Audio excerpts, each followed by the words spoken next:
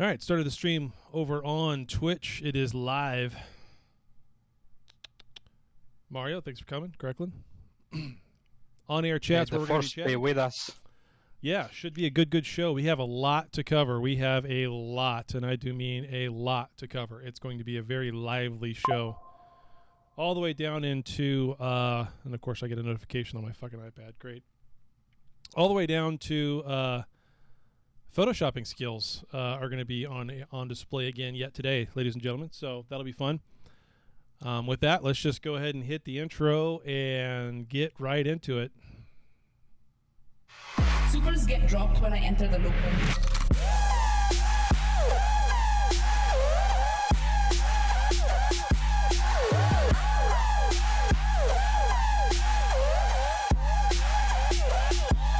Fuck are you?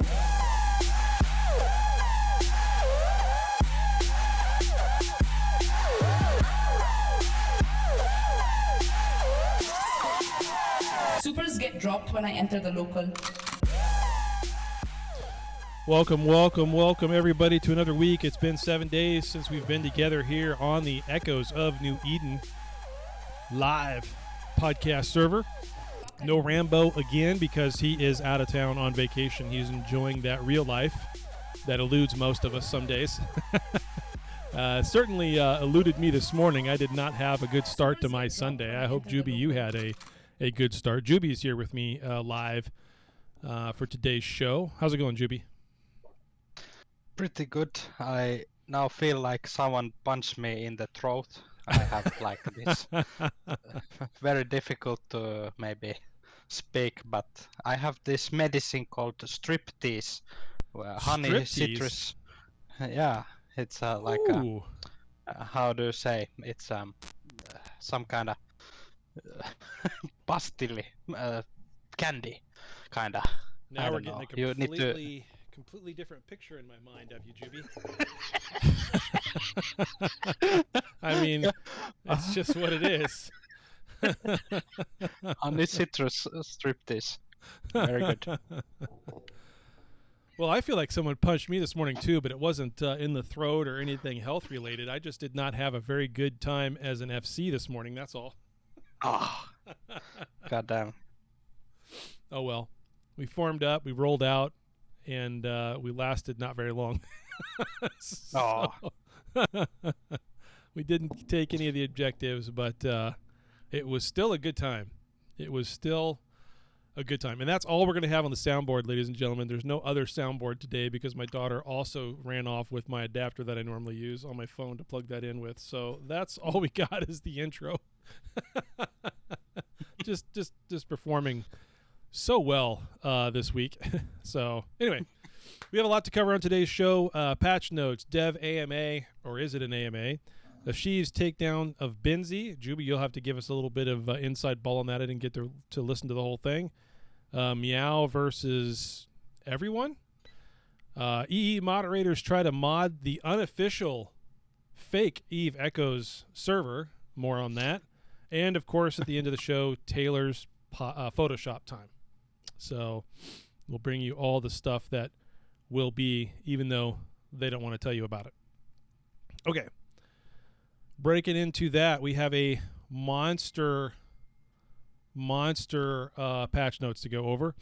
I don't want to bring up like the entire thing and share it like right here on the... Asheeves is here. Hey, Asheeves, do you want to go? Do you want to come up on the stage at some point? You can talk to us a little bit. Give me a second. I'll come back over there and get you. But let me pull up the patch notes from the official server, which I do have to go over to still every once in a while. I try to get everything off of it, but it is what it is. I'm going to pull up these patch notes. I got my iPad that I'm running on it today. Here we go. All right. Now I'll come over here and I can get you. Asheeves, put your hands up. And I can, can't with family out here. Okay, gotcha. Oh, and by the way, we talk in the on-air chat, not in that side chat thing for the live podcast. That doesn't, it's difficult to capture for the stream, so we always put it over here. All right. So by now, I'm sure everybody has read the monster patch notes, the balance patch essentially that we had not really out of the blue. The devs had kind of alluded that balance patch was coming, and they even said it was coming this month, although they told us a week ahead of time. So it wasn't a whole lot of time to really think about it, Jubi. But they did add all kinds of stuff into the skills. They made some changes there with hardening on shields for armor hardening. I don't think it really did enough to make me want to say that I should really just go all the way over to armor at this point. I know a lot of people have been playing with armor and messing around with it, and I still think armor has a place, but I don't think it's what would be what I would call my go-to. I still think shields is the better of the two. Unless you're in a small gang roam, you do a little bit of that, Jubi. What's your take on that? Yeah, on the smaller fleets, the armor is much better, kind of. But usually we use the shields in the bigger fights because I think the logistics and the shield bubble is important. But small gangs armor is very good, so it's not a bad thing. And I don't feel it's going to be like broken as hell with this small adjustments. Yeah, and they made adjustments to the structure missiles too exactly. 10 to 20 is what I call small. Anything less than like 30 is what I call small. I'm pretty sure that's Bradrick saying that, but it is. Yep. So no, that's what I call small. Anything when you get 30 or over, then you're losing too much DPS. There's too many Guardians, too many Logis that you have to have in each squad. I'm not saying it's not doable, but it just seems like it's kind of a bit much. The stupid thing is that there's only like T9 or T8 Guardian for like a cruiser armor ships, and they should kind of make it that there's like a T10 Guardian for armor. That is what I think, or something like a nightmare. Basically. Nestor is too expensive. Like it doesn't work like that. I mean, it works, but I mean, I don't want to do that. I really don't want to do that. Just the SRP for that would just I would cry. I don't want to do that. Anyway, and someone who has to think about SRP on a regular basis does not really has a little bit different opinion on it. They also made some weird adjustments out of the blue too. They made some adjustments to the structure missile operation and structure missile upgrade. They gave damage bonuses. They increased those. So it's instead of a 20 and then 10 and 10, they made it 20, 25, and 30. That's a massive increase. Yeah, I remember I used to have a POS, but Mr. Lawn, he destroyed it. And, it literally had like 300 DPS on the POS. And that's not a lot. Yeah, and it could not shoot targets over 100 kilometers, and you can basically like snipe it from a little distance, from like over 100. But I did manage to die to a boss like a few weeks ago. Did you really? I got too close. Yeah, I got too close with my damn slasher, and then it was like game over. A done deal. Yeah, game over. So boss is now dangerous. You need to be careful. Yeah, that's not something for a slasher. That's not something for a slasher, buddy. I did have a bomber friend. My job was to protect him, but I messed up. Gotcha. Or give him a warp out. Yeah, that's what you should have been there for. Give him somewhere to warp to when he needs to move around the grid. Because really, on a bomber, on a pause like that, the bomber itself should never die. You can just cloak. They can just fire, cloak, warp, fire, cloak, and warp, and just dance around the grid like that and never have a problem. But it's damn slow. Damn slow. True. That's slow to do all by yourself. Well, I don't know. If you're stripping the shields, it's 8 minutes in one bomber. If you're stripping the armor, it's closer to 20 in one bomber. Well, maybe not quite 20. And then hull is a little bit longer than that. But But anyway. did you see in the patch notes there was actually one thing what I was interested. It's the reactive shield hardener. They kind of did some buffs to it, and They did. armor hardening as well. Yeah, now it cycles Yep. or changes the resistance, so it could be useful. But red hardener is still better. Like it gives instant resistance. Right. I don't know. I think I'm more of a you need them both, one red, one yellow, for most cases, especially if you're going to be anywhere near the potential of fighters or different types of damage type. I think one red, one yellow is good, but that's different use cases. Obviously, it's not an everyday use case, but I usually like 3 reds and 1 damage control, and then something exotic. Something exotic. Show me your fits. Sensor Are these amplifier. void fits or are these your fits? That's what I want to know, Jubi. I sometimes I kind of have like a doctrine fit, but then I do some small personal adjustments, so it's kind of so I can do the things what everyone can do, but then I had like a special thing like ECM missiles or artillery or whatever. Kind of special thing. They gave us a whole bunch of Lazarus units, which I was very thankful for because I was out of. I know that's not everybody's situation. Most people have a ton of Lazarus units. Well, I think one of my alts has about 40 million Laz units, but my main account, Taylor, it was out. So it's great that I got some Laz units and I was able to finally finish off some training that I was wanting to do, and I got out of missiles. Taylor is totally out of missiles. So. And they just buffed the ECM missiles and all sorts. Yep. Now you're like, oh damn. Well, no, I've got another alt. All that. I've got an alt for the missiles. I've got an alt for lasers. They've all been specialized out into certain things. So that's why it's a very intensive thing for Taylor with what he flies. He needs all the SP to go towards that one ship. So like all 210 SP. Does everybody think that was enough Laz units? I mean, there really wasn't enough changes, honestly, in the balance update to really say you needed 10 million Laz units to move around, I don't think. Does everybody else feel the same way? Or I kind of feel like that was okay, but like maybe more than enough. Yeah, it was like yum. It was less than we usually get, really? And it's free. Free to all. Yeah, free as opposed to trying to pay for it, but they keep putting in these bonuses for VACs. I get the feeling for 6 months now that they've buffed. They keep buffing the vertical assault ships just over and over again. I think everybody's got the idea that they really, really, really want more people flying these ships. Mostly because the IP is huge, but not quite out of reach like a super is, but also they just eat up a ton of materials.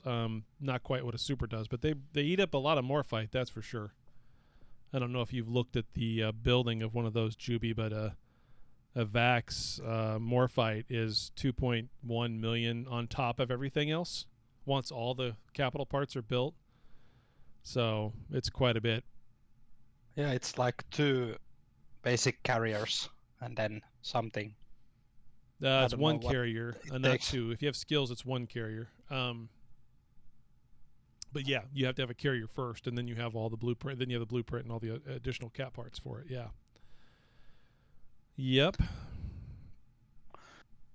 And still, we don't get like the retrievers and ventures in the versatile assault ships. What? I made a joke like a few shows ago when you said that the versatile ships are having like some new type of the small ships. Then I said that they probably ventures and retrievers. Gotcha. To make it more versatile. That's hilarious. It is turning into an indie show, Asheeves. It's horrible. I know. It's gross. Rorqual's got an update. Logistics drones bonus is now affected by capital industrial ship skills. The Nestor did get an update this time around. Someone said that it didn't, but it actually did. All bonuses related to drones are now affected by the large drone operation skill. They weren't before. Oops. That's more of a fix than a balance patch, right? Huge upgrade. Yeah, like, hello. They have found their potential now. Yeah. They changed a bunch of stuff on capital ships. Jump freighters got fuel tanks added. I don't know why they didn't have that before. They changed some inertia stuff in there. The Visago's damage control increase was from +1 to +2 seconds. The Astarte got some buffs to their energy neutralizer bonuses as well as their stasis web bonuses. Grappler accuracy fall off was increased. The Villain got a buff to the webifiers and the disruptors. Carrier hold capacity was increased by about 25% across the board. Chimeras, Archon, Thanatos, they all got a buff on their bonuses. Well, they got new bonuses actually. Chimera got a new bonus, increased shield by 5% per carrier command level. So the Chimera was always the tankiest of the carriers out of all four of them. So even more so now with more shields to go at it, which I think is good because really on the carrier side, it doesn't matter how tanky you make them. It seems like they're just going to die super fast to not much. I mean, it doesn't take a very big composition of ships to really take them out. Remember the days of the Oracles with Focus Crystal just buzzing through 10, 15 at a time, and they could just rip a carrier apart in seconds. Still the case. Doesn't happen as much anymore. There's other ships that are kind of playing that role like a Macarial, but yeah, anyway. They gave some increased buffs to the Lif and the Nazu, and that was it on the capital ships. Still trying to get Scorpion 2 pilots out there, I guess. They gave it a sensor strength bonus increase from 5 to 7.5, and yes, you're right, Asheeves. Wild and crazy, the Barghest and Orthus both got a mid-slot increase, +1, which is wild. I have no idea why they're fucking around with the Sonasis, Genosis, Praxis, and Practice 2 with their insurance reimbursement costs, but they did that. Like, I have no idea why that matters to anybody at all. We did fool around with the Praxis and put cannons and use a sniper implant, and it can shoot like targets from 700 kilometers away. And sure. Yeah. So can a Macarial, and it does it better. I mean, it was like I can imagine the opponent's reaction, like a Praxis undocks from that distance, and then suddenly you're dead. Yeah, that's like, pretty what funny. The fuck? That's a good point, Asheeves. CyberX gives +2 mod slots. Yeah, CyberX fucking 7 mod slots. Barghest. Yeah, what would you do with 7 mid slots? I mean, really, what would be the 7 mid slots on an Orthrus or a Barghest? Probably like 2 turret disruptors, 2 missile disruptors, and then all the E-War, I guess. Long points, yeah, all the E-Wars, everything else. Jeez. Voodoo magic. Scrams. Maybe for the Barghest anyway, but not for the Orthrus. Orthrus needs a little bit of range. Now it's a real paddle. Yeah, nuding everybody. They did finally make the Chameleon a real ship. I don't know how many people caught that, but my biggest complaint about the Chameleon was it's useless. It's just, it was not very good at anything. It's a covert ship, cruiser that can't fit a Sino. And now it does. So it can finally add a Sino. Medium drone damage and defense increased from 225 to 250. They were already a little bit of a tanky guy. But, yeah, exactly. They've always been tanky, but, like, for what? Now you've got a Sino on them. So I feel like they're a viable ship to fly. They're still expensive as hell. Same thing with the Fiend and the Celios and all that, but it is what it is. So they did buff the drone damage also. Yeah. I think medium drones. Yep. The Celios got a they removed a penalty for its flight velocity, so it's going to stay kind of fast. Although I don't quite understand what they mean by batter mode. I don't fly a Celios, if you can't tell. The Estrada, Batter mode. that's what they call it, a batter mode. Yeah. The Estrada got a flight velocity inertia modifier bonus, so that's good.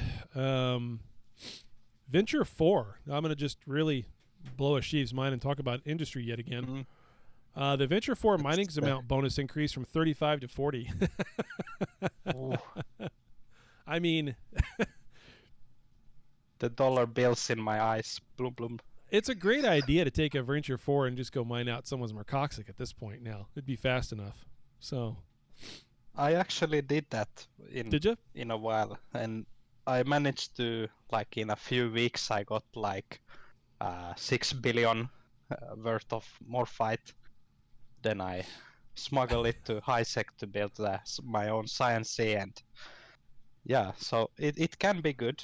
Yeah, like, but it makes like all the local people very angry because you snipe all their Mercoxit and then the Rorguals don't get the precious stuff, and yeah. Yeah, there's no so you need to be like in a remote place doing that. There's no intumescent belts to go snipe, so we got to go snipe your Mercoxic. Yeah, there's like 2 rocks in fucking whole asteroid belt. Yeah, it's crazy. Yeah. The Noctis got a hull increase, their cargo hold. I think that's the Venture needs a damn covert cloak. You're right, a Covops cloak. You're absolutely right. It needs the V4 needs you put a V4 cloak on that along with what they just did for the mining increase, and that now becomes a very fun little miner. I think there'd be more people using it at that point if they did that, which is what it's like in EO. Yeah, like a true exploration ship, like they say. Well, not just exploration, mining, those kinds of things. But oh well, we'll see. I got a little bit of like a cold that's starting all of a sudden, so sorry about that for the sniffles. But the Noctis 2 getting the cargo increase, it doesn't sound like a whole lot from 7,200 to 10,000, but by the time you put your cargo rigs on it, your nanocore and everything else, that's a huge increase, and it was much needed. The Noctises, both the base and the 2, have never had a big enough cargo hold in my mind, so that was a nice change for them. It's annoying. Yeah. I had a Noctis, and when you like tried to loot the special fleet rally point, there's the elite capital loot, and you can't eject it, and the cargo hold gets jammed, and then you're like, damn it. Yeah, you gotta make multiple trips. So hopefully now you can do it in one time. Yeah, I can clear a whole sea and dead with it without having to make multiple trips. Almost a CTR, not quite, but almost. Module updates: the Capital Energizer Hull Energizer, Capital Emergency Hull Energizer. Sorry. Okay. I don't know what the hell is that. That is that's the DCU for capitals. It's a special DCU. It's very expensive. It's about 16-17 billion to make one. It's a one-time use. Once you've used it, you got to scrap it and build another. What? Yep. But Crazy. It gives you very high resistance. It gives you added resistance just for installing it, like a lot, and not even using it. But if you do use it, its time is now 60 seconds on a regular capital instead of 30. That makes it viable, I think, for regular dreads and capital carriers. Anyway, although it's kind of expensive to put on one of those. I see it more as when it goes on a fax or fax or bigger. Do you really like module that only works one time and then it kind of disappears? That's very kind of, I have fat fingers, you know.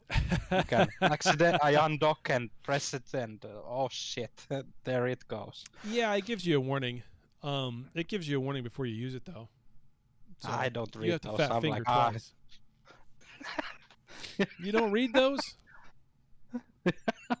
I need to do things immediately.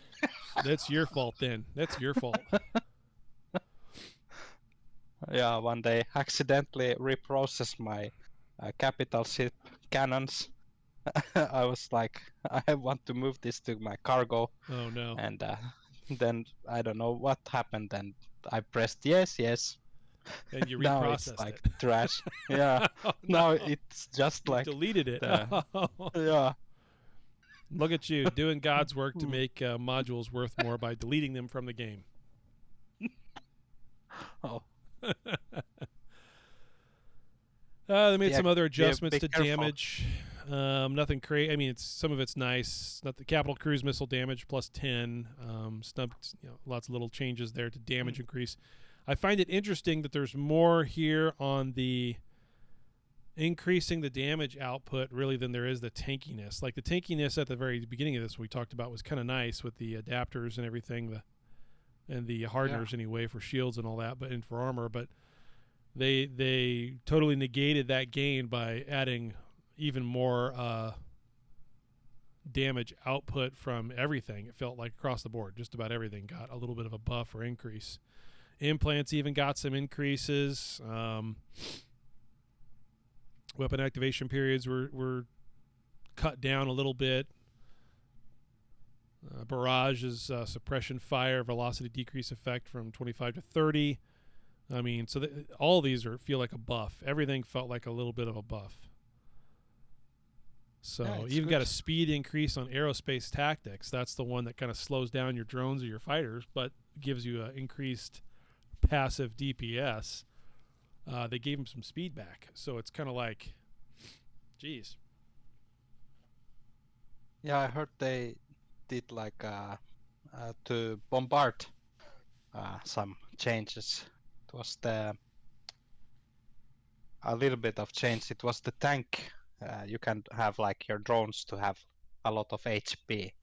Yep. That they changed to Plus have 25. signature radius. Yep. I think. So now if you used sentry drones that have HP like a battleship, so now it's a different story if you use sentry drones with bombard. Yeah, like I haven't tried that. I'm not sure how effective that would be with the sentries, but they don't It's move. really good. Yeah. DPS. Well, It's if like you're one ratting. shot If cruiser. you're ratting, I'm sure. Yeah. Well, yeah. I don't know From about 100 PvP. kilometers. Yeah. Not sure how well that would work in PvP though. Especially in PvP. You think so? Yeah, Gate I've camping, seen maybe?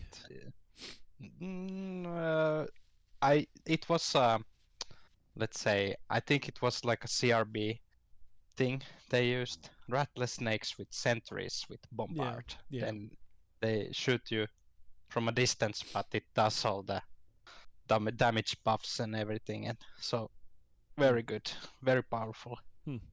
But now I don't know if it works as well with the signature radius.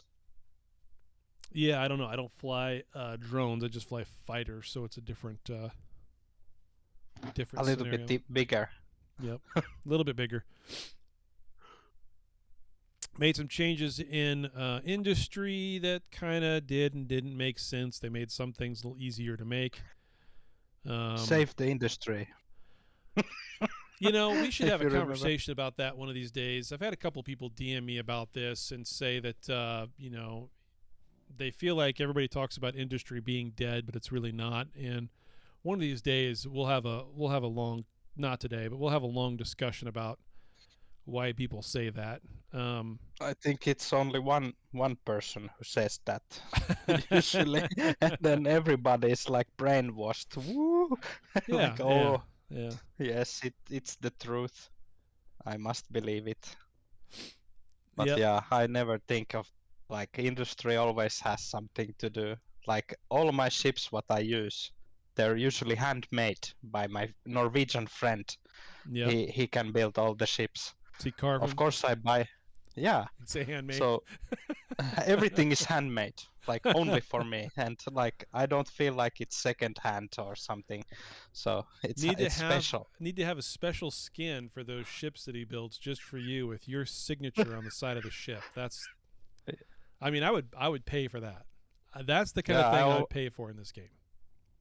Yeah, I always send him all the kill mails. Like, look what I made with this new machine you built. Like, I hope you're proud. He doesn't like to do PvP or anything. He's just a builder guy. Yeah. Yeah, handmade everything. Handmade. I love it. I love this this this meme that Nessiville put up when Rick explains industry to PvP pilots. It's got the Geico caveman on it. So easy a caveman can do it, and it's got the fat Rick meme on it. That's great. That's hilarious. Oh, Yeah, so talking about the Yang Zhong ships, I know someone asked a question, then Troopa came back. Or yeah, Cracklin oh did, boy. then Troopa asked for it too. So they are introducing more Yang Zhong ships later this year. They're not going to fill in all the classes, but more on that when we get to Taylor's Photoshop time.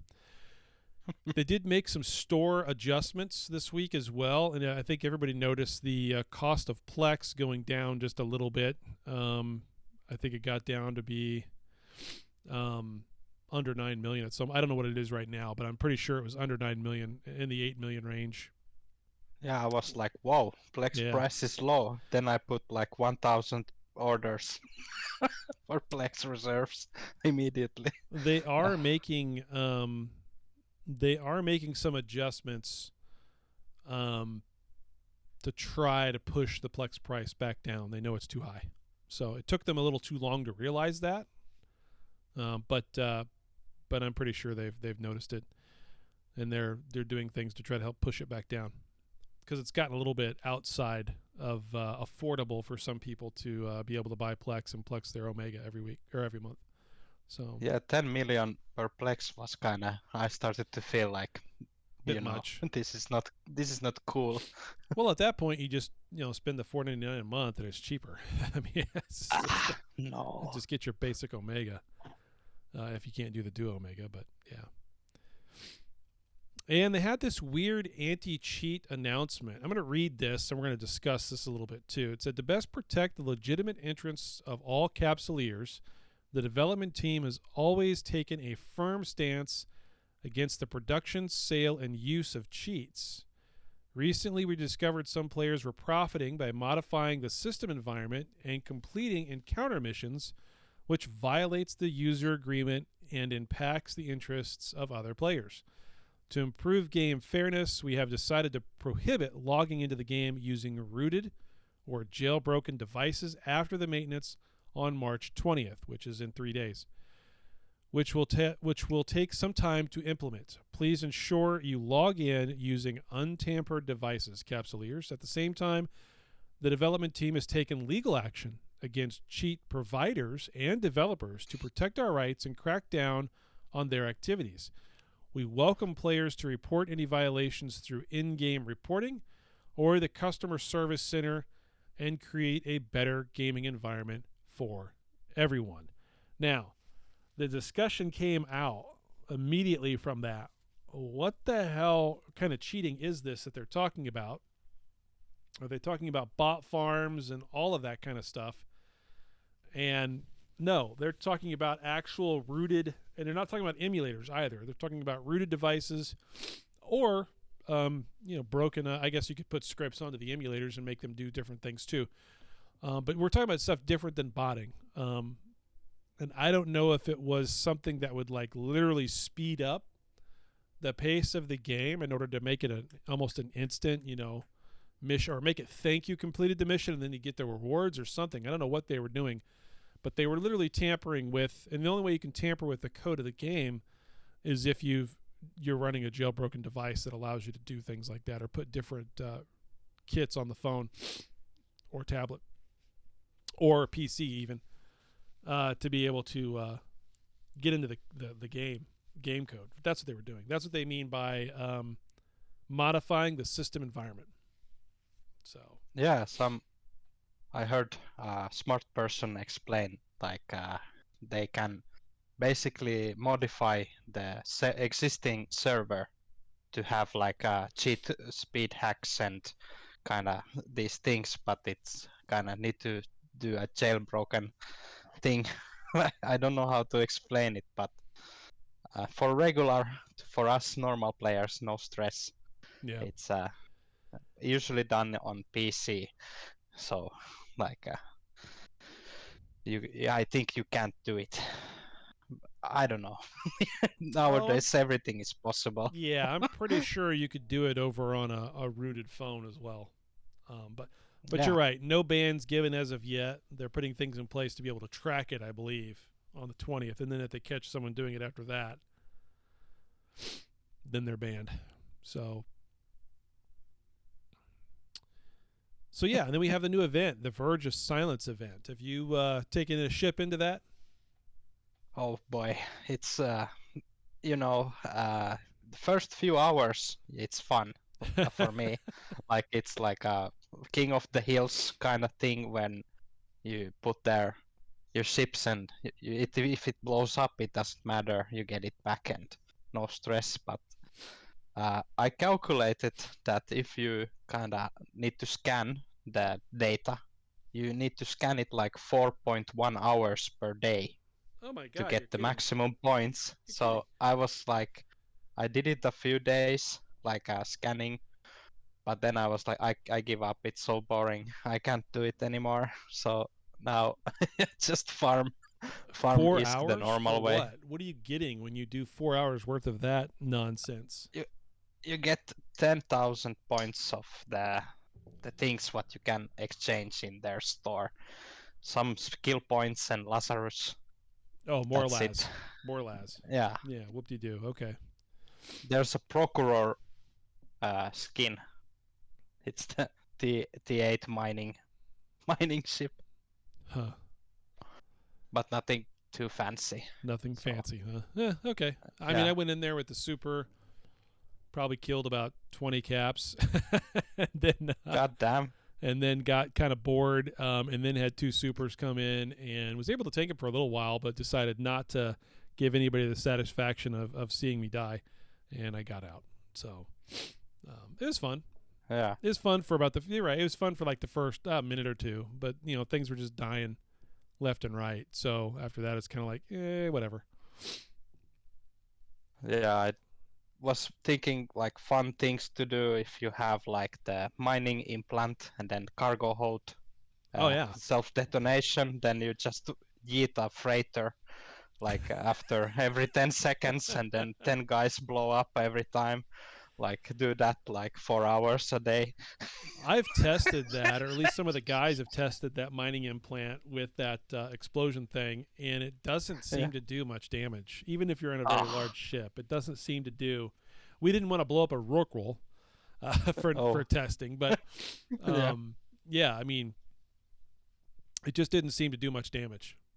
So we tested like Dominic's battleship has a best hull HP, so it can almost kill a scepter or something. But almost then you kill need a scepter. I mean, whoop-de-doo. Then you need like an orca or something bigger. Yeah, to actually do something. That's crazy. What a waste. All right, that's it for the patch notes. There's a lot there. I don't know. Overall, what are your feelings on the patch? Was it a good balanced patch for you, Jubi? Do you think it was okay? It was good. I think nothing like big significant change for my personal things, but like a lot of capital ships got buffs and the versatile carriers and and I don't know, reactive hardeners maybe saved my life a bit, but Yep. Overall, I think it was a great balance patch. I don't think it needed more. I don't think it needed less. I think it was about right. There's other things I'd like to see, but those are part of the future plans of the game, more so than balance patch stuff. So with that said, let's move on now to the announcement that they had on the server about the Ask Me Anything, the AMA, which started 2 days ago, March 15th. And that announcement's over there on the main server if you're still there and not banned like Rambo and Damon. You can get over there right now, and you can basically vote for a topic. So when they opened this up the other day, it goes for 5 days in total. So we got 3 days left, March 20th, basically, when the server gets reset. The duration for the topic vote will be over, and then they'll go into the duration of 4 days for the questions collection. I have no idea what that's going to look like. They haven't told us what that looks like. But I did vote for future update plans, and I voted for balance update. That's number 1 and number 2. And conversely, the future update plans received 594 votes. The balance update information got 261 votes. PvP system got 142 votes. Nanocore related number 4 got 128 votes, and others got 108 votes. So I don't know if they're going to take these 5 categories and decide they're only going to do 1 or 2. But unless something drastically changes in the next couple of days, it looks like we're going to get an AMA around maybe number 1 and number 2 right now, which is future update plans and balance update.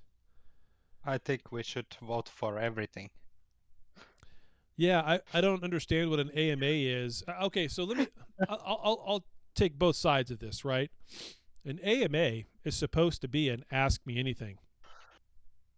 Yeah. So just show up, here we are, ask anything, and we're going to answer. That's what a true AMA is. Now, with that said, that is typically difficult to do with language barriers. And I don't just mean like Chinese to English. I mean, you know, there's people that play this game all around the world, right? They got to have somebody there who can translate some of these questions. And then they got to make sure that the translation is correct, because the terminology is not always the same between one language and the other. And then they got to think about their responses, right? And so it's not exactly a pure real-time thing. And that's kind of the way it was before as well when they did the AMA. They had questions that were submitted to the content creators. The content creators pooled all those together, sent those into the devs. They picked out the ones they wanted to discuss, and then we discussed them. This time around, they're going directly. Well, I think we actually had one of these before where they went directly like this too. So this is like the 3rd AMA that they've done. But yeah, so it's not really a true AMA, which I don't like. But at the same time, I understand why they have to kind of filter those questions from the standpoint of, number 1, can we understand the question? And number 2, can we answer that question? They're literally not going to answer questions that they don't want to answer. And I don't blame them for that.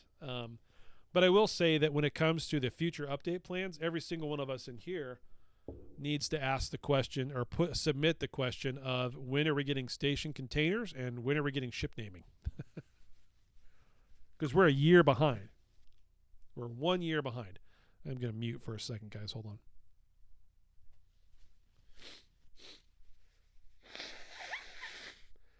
Yeah, the station containers and ship naming. Oh, that would be the day.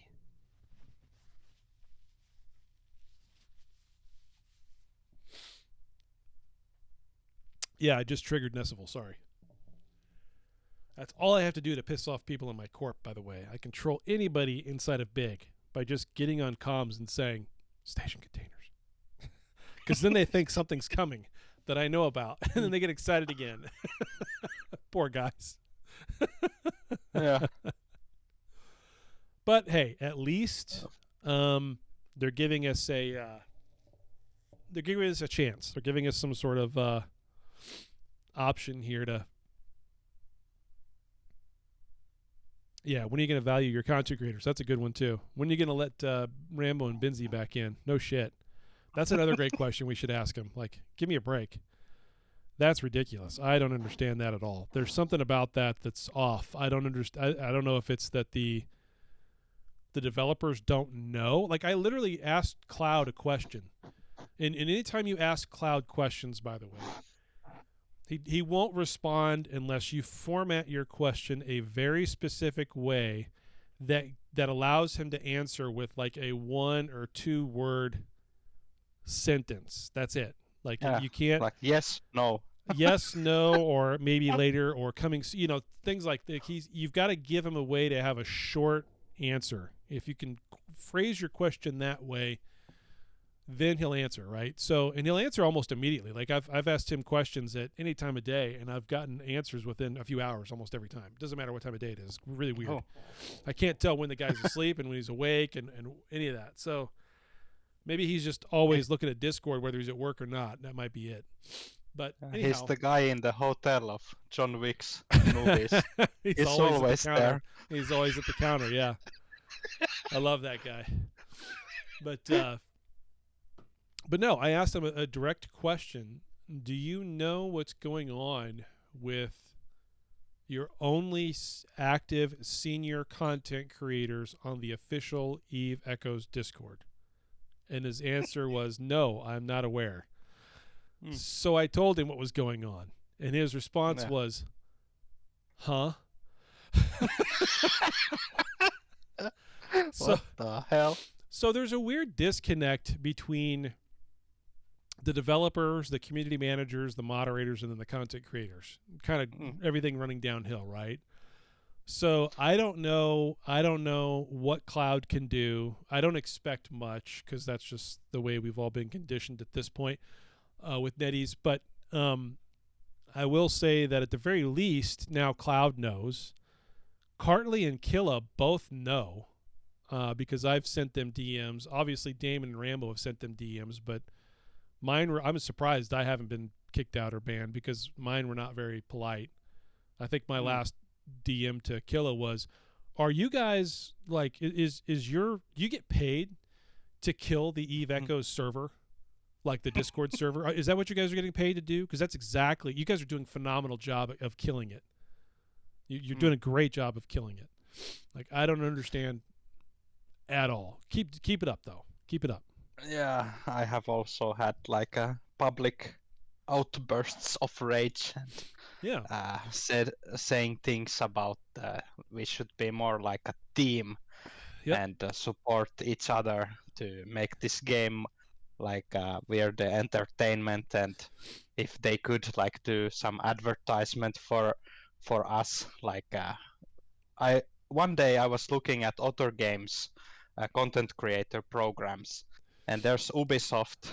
And at their web page, there's like pictures of every content creator, and they're like showing all the creators, and it was kind of made me feel envious.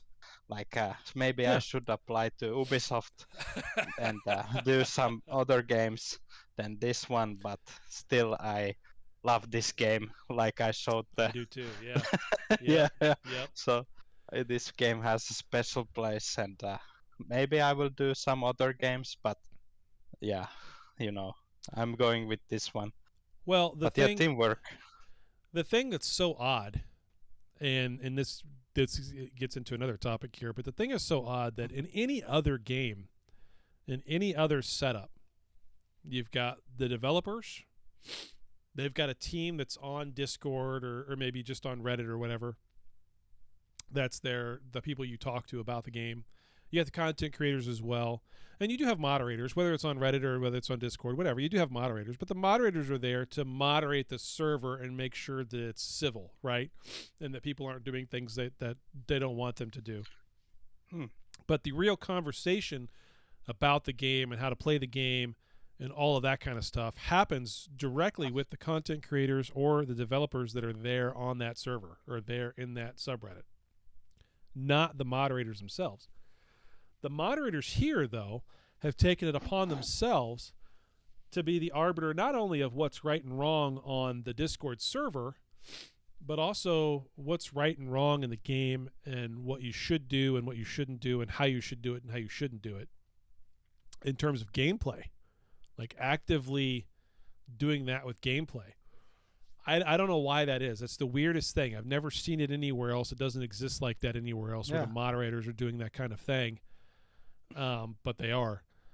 And even so much so, I'll skip a couple of topics, and we'll come back to the Asheeves takedown and the MEOW thing, and skip to the EE moderators trying to mod the unofficial fake Eve Echoes Discord that I created, and we've gotten everybody onto. A lot of people anyway, not everybody, but a lot of people are onto it. I even made the, and I'll put the invite out for everybody that's listening to take it. It's a good place. I recommend it. I'm in there, and we're having lots of fun and talking freely about things, and So go and join the official fake Eve Echoes Discord. I mean, everything that happens on the main Discord gets put over there automatically, so we can see the announcements and those kinds of things, even though you're not on that Discord. But here's the crazy thing about what happened today. This just happened maybe today or last night or this morning. I forget exactly when. The time is kind of running together, but just in the last 24 hours, they got screenshots. The moderators on the official Discord got screenshots of something I said on the official Fake Eve Echoes Discord, put it into our content creator chat, and told me I shouldn't be saying that, I shouldn't be spreading lies, and that it was out of bounds for me to do that. Go fuck yourself, is my response to that. Like, go fuck yourself. You want to ban me from that Discord? Go right ahead. But you don't have any right to tell me what I should or shouldn't be saying on some other Discord. You really don't have a right to tell me what I should be saying on that Discord, but it is what it is. So, yeah, they are. It's pretty bad. So, I was today was looking at the official Discord, and I was like, oh boy, like, this is kind of strange. But okay, of course, if we kind of talk something negative or wrong, then of course a person can say and correct you, kind of. So it's look, kind of. I get they have to have some sort of moderation on that server. I do get that, right? I mean, it's the company server. It's forward facing to the entire public. It's linked to inside of the game. It's where they want all the new players to go to get help and talk and be able to talk with other players. And I understand a need for a certain level of moderation. But you're right. Exactly, Bradrick. It's not moderation. It's censorship. It's not only censorship. It's literally, here's how you should play this game. And if you don't play it that way, it's wrong. That's the level of which I can't take anymore. I've always said, ever since I started doing this show with Rambo, I've always said my take on this game is this is a sandbox game, right? There's lots of things you can do in this game. There's lots of ways to do them. So you should play this game the way that you enjoy, and don't let anybody else tell you that's right or wrong. Now, granted, there's a right way to fit a ship and a wrong way to fit a ship, and we can all laugh about that and have fun. This is Eve. This is everyone versus everyone. That's what it is. But yeah, it's in the context of play the game you want to play, however you want to play it. Have a good time, enjoy it. That's what it's about. So, yeah, someone kicked over the sandcastle, and I said, well, that's what happened in the sandbox. All right. Yeah. That's it for the Dev AMA announcement and the EE moderators trying to mod other outside of their own server. Now let's talk about Asheeves' takedown of Benzie. Benzie put out a YouTube video entitled Good Grief a while back, actually. I don't think this is a new one. This was around I don't know when he posted that one, actually. Here, I'm going to post up Asheeves. I'm going to post up yours too. Yeah, I didn't even know that Yeah. Benzie is doing videos. I have unsubscribed from his YouTube a long time ago, and yeah, the YouTube is actually really good. He doesn't recommend anything anymore from him to me, and you kind of. No, I think he put there's this a out. limit. Yeah, I think Benzie put this one out entitled Good Grief like late January. Pretty sure. Yeah, so Shiv made me watch Benzie. Shiv made me do it. Damn Yeah. him. I was like looking, oh, Shiv, he's my Swedish friend. He made a video. I must go look. And then there's Benzie. Like, goddamn. Shit. Yeah. Damn you, Asheeved. I watched the first, I don't know, maybe 4 or 5 minutes of this, and I just couldn't get to it. I really didn't want to make too much of a comment on this today because I knew I wasn't going to get to watch the whole thing beforehand. Oh, everybody's telling me I'm going to have a good time. I will. I'll go watch it after the show's over. So what's your take on it, though, Jubi? What parts of it did you like the most? I know you've watched it all the way through. I watched it like from start to finish, and like there's like I don't want to spoil much to anyone because of course I want to help Shiv to get lots of views and people go and see, but it's very funny, very good, and for me kind of let's say, for some reason, Benzie has a very negative feeling about this game, and I start to feel like it's something personal. It's not because this game is bad or anything. It's something strange, something dark and weird, you know. Dark and weird. Like yeah, like how can a person make so much negative things like towards something without I think he wants to destroy Eve Echoes, like for real, somehow with his powers.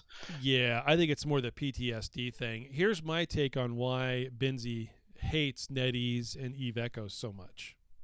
And this will make a lot of sense if you look at it from this perspective. But my perspective on it is he got into the early game beta. He played this game for a year before it was launched. And he saw its potential, right? Yeah. We've all saw seen the potential. Exactly. We've all seen its potential. I think the problem with Benzie is he felt like this game was going to grow in one direction, and he felt like he had an influence in some way, being the Captain Benzie. His head got a little too big for his britches, and when the game didn't go in the direction he thought it was going to go into, or the devs didn't listen to him and do the things he was telling them to do, it started to bother him. And that's when he started talking shit. When the game was going in one direction, not the direction he thought it was going to go, when they stopped listening to him. I don't think they ever listened to him, because frankly, I don't think they've really ever listened to anybody. They listen to the data. Yeah. I've said this on multiple occasions of this podcast. They listen to the data, and they let the data accumulate to tell them something, and then they make an adjustment. And that adjustment is normally probably months too late for what you and I see and know and feel. But then again, we are playing the game every day. They are not. They are focused on data. Period. That's it. Yeah. So when Benzie realized he didn't have an influence that he thought he did, that's when he started going negative and losing his damn mind. Because he did love the game. He did. You can tell in his earlier videos, he had a passion for the game. He really did. He loved the game. He liked helping people. He liked making videos. He was making a living off of it. And when he realized that living that he was making couldn't get larger and that he couldn't have any more influence than what he thought he already had, that's when he started losing his damn mind. Yeah, it may be like a disappointment that this game is not like the most popular game. Like I think the most popular games are like Call of Duty Mobile, and you know they have like millions of players. Yeah, and Eve Echoes was never going to be that. I mean, Eve Online, as good as it is, isn't that either. It's not an everybody plays it kind of game. Yeah, this game, I think it requires you to be, I don't want to say bad things about all the people in the world, but you need to be kind of smart and have a sharp brain, imagination, like planning, patience. Like most people don't have patience at all. They are like, I'll just play this Call of Duty and kill everyone type of thing. Like I make plans like for years to like after 2 years I will have these skills and probably I can get a capital ship, and you know planning is a big part of this game, I think. So it is. It's a special game. Yep. It is a very special game, and it's got a very special subset of who's going to be interested in it and stay interested in it. It's not for everyone. So it is a marathon, not a sprint. Very true, Cracklin. Very true. Marathon, not a sprint. So for those people looking for that quick hit fix in a mobile game, sometimes this can be it, but only if you've invested a lot of time in it already. Right? I mean, there are times you can get on real quick, do something fun, have a good time, drop it, and go on with your day. But you've got to have you've got to have already spent hours and hours in the game to get to that point. So anyway. Yeah. So next, let's see. Next topic. Everybody go make sure you watch that watch Asheeves' video afterwards. If you need some more Echoes content, Asheeves always fun. So, and you're right, Bredrick. Playstyle matters, and it's a sandbox. The video. Sheep's video was very good. Yep. He did very good editing. So it's not like 100% negative Benzie attack in your face. It has like this positive shiv in there. So go have a look and it's going to be good. We all need some positivity. So that's good. And I wish that like people don't think that someone is very important person and I must believe everything what he says. You need to kind of use your own brain and like think a little like, is this a good game or is this not a good game, and test for yourself and you know, form your own opinion. Yeah. Yep. All right, next topic, MEOW versus everyone. If you're unfamiliar, the MEOW themselves have been in Faithful Bolus, Period Basis, fighting against Burr for the last couple of weeks now. There was a large cap fight the other day. Burr got away from MEOW a couple mornings ago, a couple days ago, midday, I think. Maybe on Friday or Thursday. I forget exactly which day it was, but it was shaping up to be a good fight. And then Burr decided to run off. I'm not sure what the contributing factors were to not taking the fight from Burr's side, but close call for a large cat battle about to happen. Also, Wild Geese, which is part of MEOW, anchored an outpost in Cobalt. So they're trying to advance into Cobalt. They're trying to advance into Period Basis. They're trying to advance into Faithful Bolus. So it seems like they're really trying to engage about everybody they can at this point. It'll be interesting to see how that shapes up this week. A lot of fun. Yeah, they took a TSC Citadel in the meantime. So yeah, MEOW did. So that's pretty much getting a lot of people involved in it at that point when they're hitting all those targets at once. So kind of interesting. We'll see what shapes up with that over the next week. I was kind of hoping Damon would be here and see what he's heard on his end of things. But as it happens, anytime one war ends, another war starts. So in Silent, we ended our war in the south against Void. It didn't take very long for another war to break out. That's the way this game goes. At any given time, there's a war going on somewhere. Big, small, doesn't matter. Yeah, I've been like 2 weeks since our fighting stopped, and I feel kind of paranoid and nervous all the time, like why I'm not fighting something, and very, very hard to adjust to being a normal Care Bear farming something. But I don't know, let's see how long it will last. We will see. All right, let's get into what everybody's really waiting for. Oh, I meant to put a plug in, by the way, before we get into the Photoshop corner. Mario did put out kind of an unofficial API. We call it a prototype. Yeah, prototype API. So that is now available. It's over on his server. I will give you a server link here in a second once I get done saving some of these. There we go.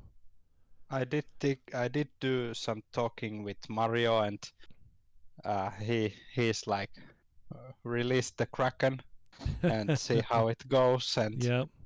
You can get like market prices for materials, and like if you need to build a capital ship, you can just I don't know, press a few buttons and you get like how much it will cost from Yita to buy, and very good stuff. Like I had a Norwegian guy who's a hydraulic robotics engineer, and he did the calculations, spreadsheets and everything. So this will help other people also, like who are not so good in calculating stuff, to make it faster and feel smart. Yep. I think this is cool.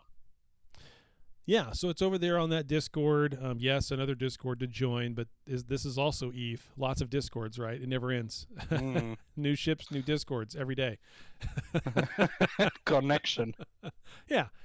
So it's all good. Morrow's Discord server is a good one to be on anyway, regardless.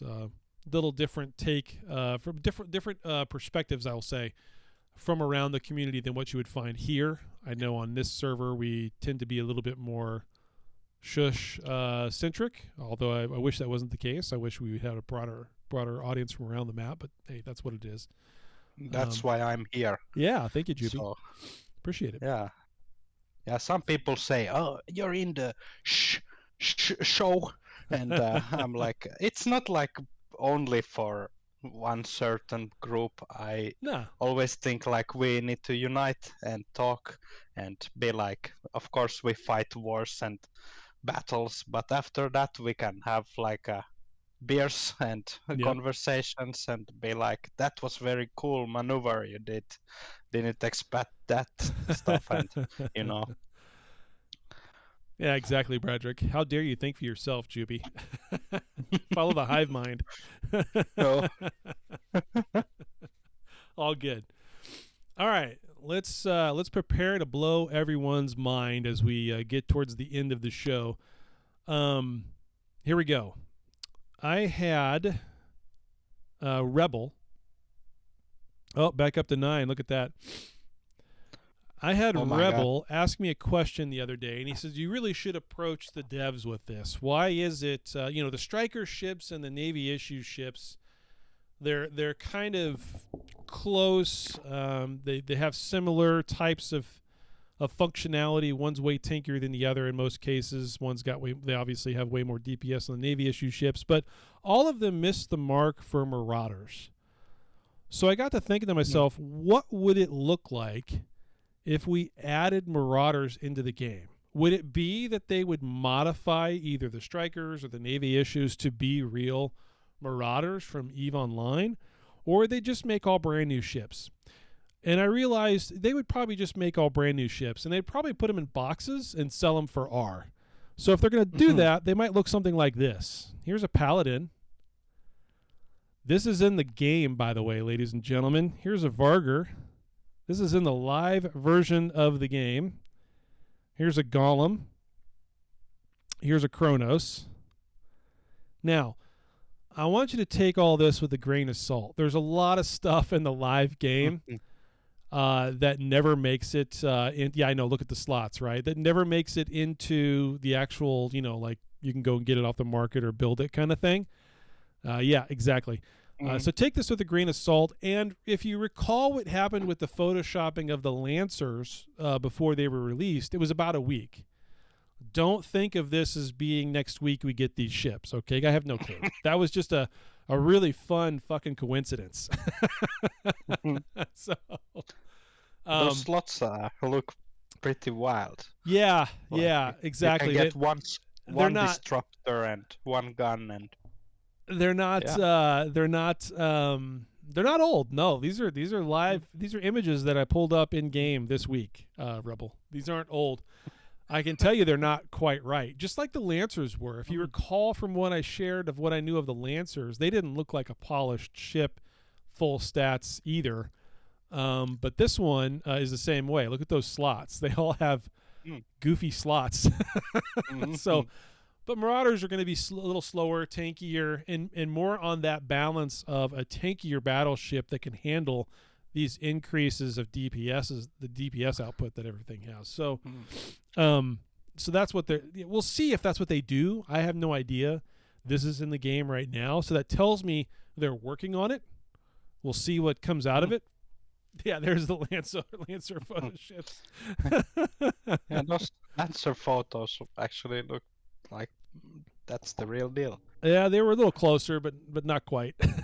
Maybe those are. Maybe those are the current ones. I don't know. Yeah, 4. Remember, there was the Doomsday Weapon pictures. I was like, yeah, and it happened. Yep, it's there, and it's there. So we'll see. We'll see how this all plays out when it comes out. I wouldn't expect it for next week, but it does look like they've been playing with the idea of throwing the Marauders in. So And, oh, by the way, just for Bradrick, hey, it's in the live game, so I'm not breaking the NDA, Chris. It's in the live game. If you knew how to look up the codes in the live game, you could do it right now. But here's one that I'm saving just for Bradrick. That's in the live game too. Now, granted, you can look at the slots, and there's something goofy about those. They're kind of screwed up. I'm sure there's more. A wolf and a jaguar. Yeah, I'm sure there's more of those. I couldn't find them, but I'm sure they're coming along with those other battleships I put up, and I'm sure they'll come in boxes, and that'll be shitty. But look, I'm all for. Actually, look, I'll preface this by saying I am all for them releasing new ships in a box. One fucking time. That's it. Never again. You can do it once for your event launch, have an easy access for people to get to them because they're expensive to build or whatever, different components you release, whatever. I'm all for that, as long as it's not stupid expensive. But I mean, like the Sciences were, but unlike that, I don't like the constantly now we have to rely on a box to come out to get to the ships because the ships are just not buildable or obtainable any other way in reality because the difference in cost is so astronomical, and they keep putting boxes out like they do for the special cruisers, like they do for the Sciences. I mean, the special cruisers you can build. They're not that bad. The Sciences are ridiculous, even though they've lowered them a little bit. The frigs are kind of a bit much. The blops are not possible. You can't build. You just can't fucking build those. It's stupid. So they need to change the way those are built. Otherwise, I guess they need to keep them in boxes because they're stupid.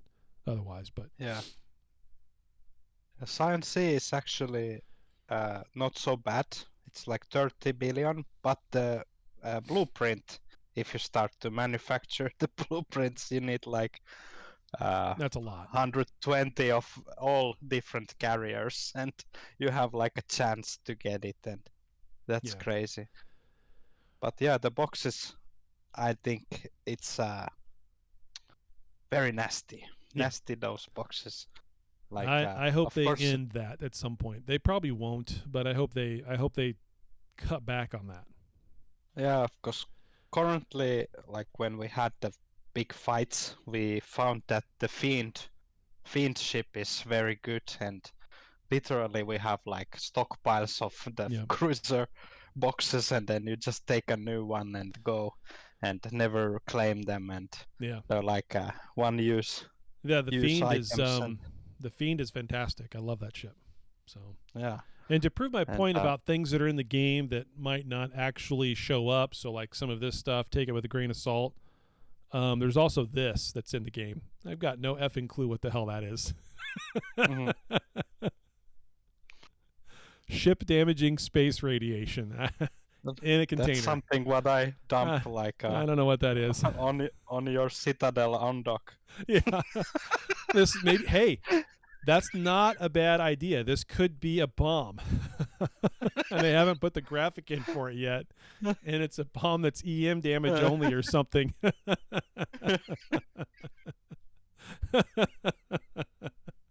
Gate guns. Yeah, you can build your own gate guns. Who knows? Pretty funny. Like a different type of containers what you can drop in a gate camp or something. Covop drop that container on your paws. Exactly. That's pretty good. All right. Well, ladies and gentlemen, that is all I have for this week's show. That was a lot. We crammed it all into an hour and 14 minutes. So in keeping with my theme, I'm always a very, very quick, short show, even if we have a lot of stuff to cover. So Jubi, thanks for coming on. I appreciate it. Thank you for having me, and it's always a pleasure to come to this show. Yep. It's much better than the other ones. What other ones? I don't even know what other ones there are. There's no other podcast. Mackenzie doesn't do her thing anymore. Alondria stopped doing it. So I just mean like live podcasts. That's all. But Yeah, I wish they we don't had some have real the same competition. pressure. Competition makes you better. I wish we had some competition, honestly. Nah, it's good stuff. But remember to go and check out Mario's new prototype and give him feedback about how it works. Exactly. Yeah. Go use it. Import it into your sheets. That should be the ad, Mario. Let me come into your sheets. Yeah, and go look at Asheeves' video. Yeah, go watch Good Asheeves' stuff. video. We posted that as well. Go watch that. He rips Benzie a new one, and no one loves seeing that happen more than me. So I'm really excited to go watch it. That's what I'm going to do as soon as we get done with the show. So Beers and popcorn and go Yep. have a look. Yep. All right, I can't do an outro like we normally would. I don't have the soundboard because my daughter took my what do you call it, little dongle thing that I need to plug the phone into this whole setup. I was able to do that at the beginning for the intro because I had my iPad hooked up, but it only had the one file on it, so I couldn't do anything else. We need So- to call Rambo. Yeah, so I'll have Please. to edit. I'll have to edit in the outro afterwards, but I can't do it for the live show. So, with that, I'm going to end the recording. Say thanks for coming, Jubi. Thanks for coming on. It's always a pleasure to have you, sir. Next week we'll probably wind up having Asheeves to come on if the timing works for him and Rambo. I am not sure whether or not I'll be able to make a show next week or not. So as of right now, it's a hard maybe, but we'll see how it goes. And with that, thanks for coming. 07.